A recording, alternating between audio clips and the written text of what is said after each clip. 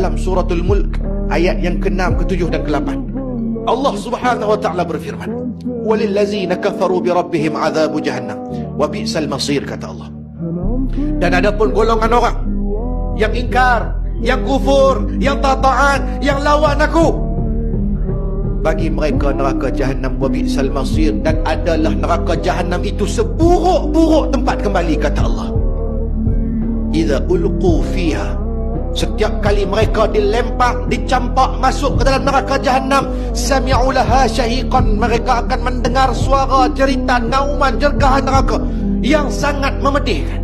Tuan-tuan, bila kita jatuh dalam neraka, belum sampai lagi di dasar, belum lagi kena seksa, baru duk terawang-rawang ni, baru duk melayang nak jatuh sampai di dasar yang ratusan tahun baru sampai. Maka pada ketika kita terawang-awang dalam jurang api neraka Allah, kata Allah, kita akan mendengar neraka menjerit-jerit, mengaum-ngaum, mencerkah nama kita. Dan suara neraka begitu menyakitkan. Ini firman Allah dalam suratul Mulk, ayat ataupun surah yang kita duk baca tiap-tiap malam untuk mengelak azab kubur. Tuan muslimin sidang jemaah sekalian, belum lagi disiksa, baru dengar suara.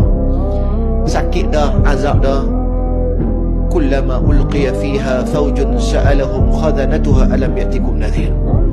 Setiap kali dicampak masuk, maka para malaikat akan bertanya kepada ahli neraka, alam ya'tikum nadhir, wahai ahli neraka, alam ya'tikum nadhir, adakah ketika kamu hidup dulu tak datang peringatan tentang syurga, neraka, dosa dan pahala? Tidak datang Rasul membawa agama kebenaran? Hang hidup dulu hang tak pergi mengaji ke? Hang hidup dulu hang tak dengar syurga, neraka, dosa, pahala ke? Yang hang duk main terjun dalam neraka ni siapa suruh? Lalu jawab ahli neraka dalam ayat yang ke-9 apabila ditanya oleh para malaikat, qalu bala. Para ahli neraka akan berkata, qalu bala, bahkan tidak wahai malaikat, qad ja'ana nazir, telah datang pada kami peringatan, pencerahan tentang syurga, tentang neraka, dosa, pahala. Tetapi malangnya fakazzabna, kami dustakan, kami tak percaya, kami tak ambil tahu. Maka pada ketika itu malaikat kata, rasailah azab neraka yang sangat pedih. Tuan muslimin sidang jemaah sekalian, kita minta dijauhkan daripada golongan seumpama ini.